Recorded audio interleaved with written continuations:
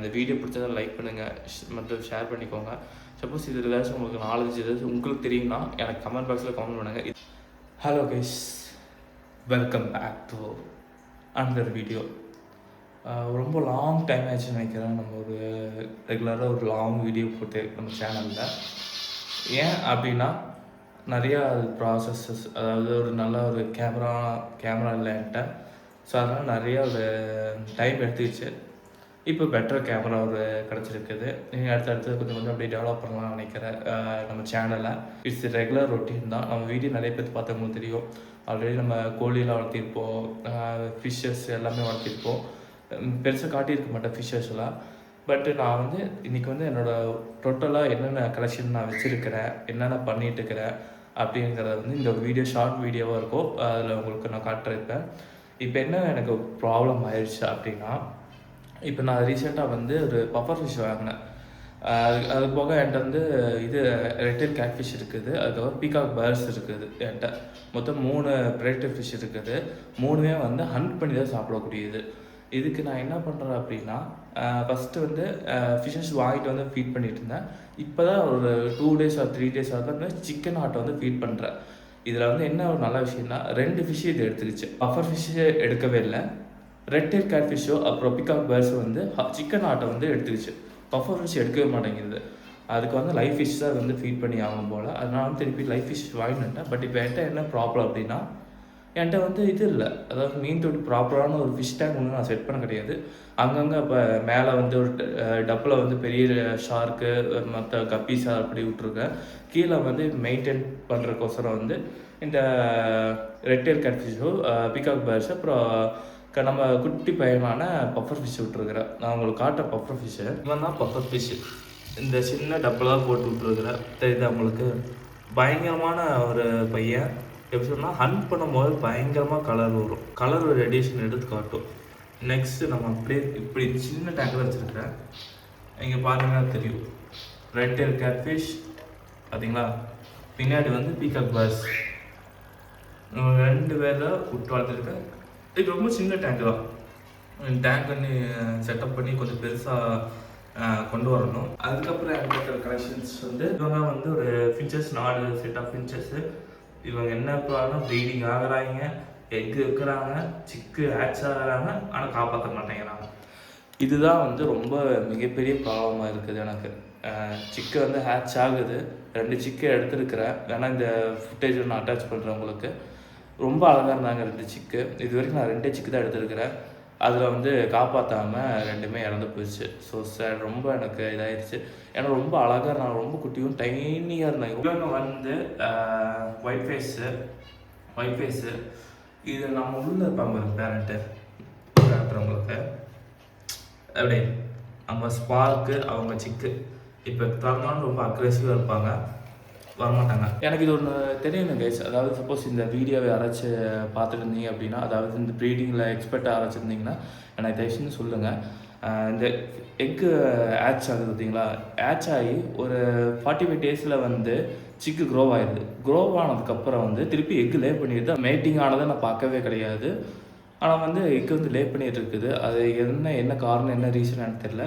But நீங்கள் ஏதாச்சும் உங்களுக்கு சஜஷன் இருந்ததுன்னா எனக்கு கமெண்ட் பண்ணுங்கள். இவங்க வந்து உள்ளே இருக்காங்க பார்த்தீங்களா, அழகா. இவங்க வந்து பேரண்ட்டு, நம்ம ஸ்பார்க்கு, அவங்க பக்கத்தில் இருக்கிறது பைடு. இவங்கள வந்து நான் ஒரு சிக்கு எடுத்து வச்சுருக்கிறேன் ஹேண்ட் ஃபீடிங்காக தான். அது காட்டுறவங்களுக்கு இவங்க தான் வந்து ஹேண்ட் ஃபீடிங்காக எடுத்து வச்சுருக்க சிக்கு. அதாவது 2 சிக்கு பேட்ச் பண்ணி இருக்குது. மொத்தம் 4 எக்கு வச்சுச்சு காக்டெயில், நம்ம பேரண்ட் காக்டெயில். அதில் வந்து 2 வந்து ஃபெர்டிலைஸ் ஆகிடுச்சு, மீதி 2 ஹேட்ச் ஆச்சு. 2 இதில் வந்து 1 அவங்க மதருக்கும் 1 நானும் வந்து ஹேண்ட் ஃபீடிங்க்கு எடுத்து வச்சிட்டேன்.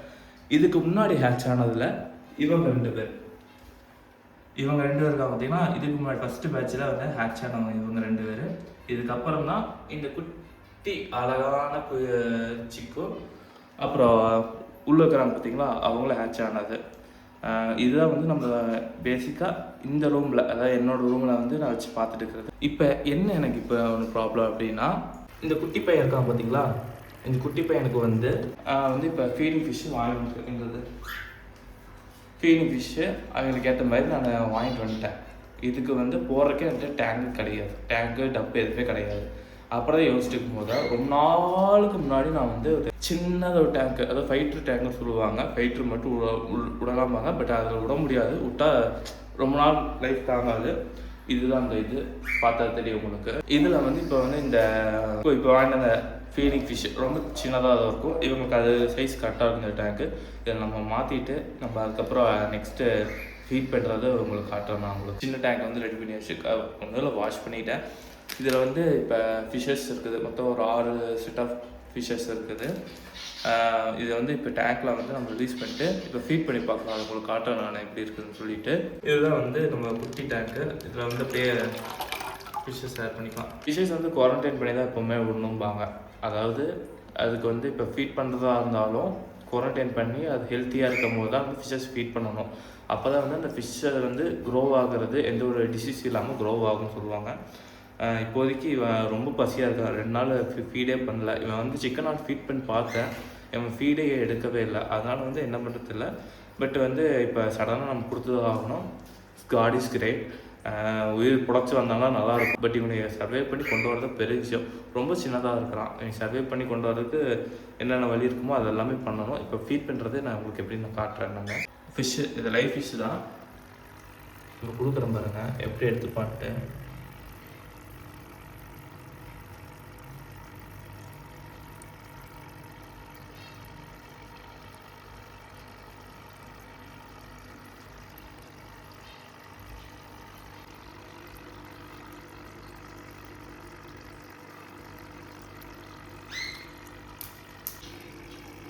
நான் வீடியோ எடுக்கிறேன்னு தெரிஞ்சுட்டு இவன் ஏதாச்சும் கோல்மால் பண்ணான்னு தெரில. நீ என்னோட வீடியோவை எடுக்கிற அதனால் நான் வந்து சாப்பிட மாட்டேன்னு நினச்சிட்டு சாப்பிட இருக்குது.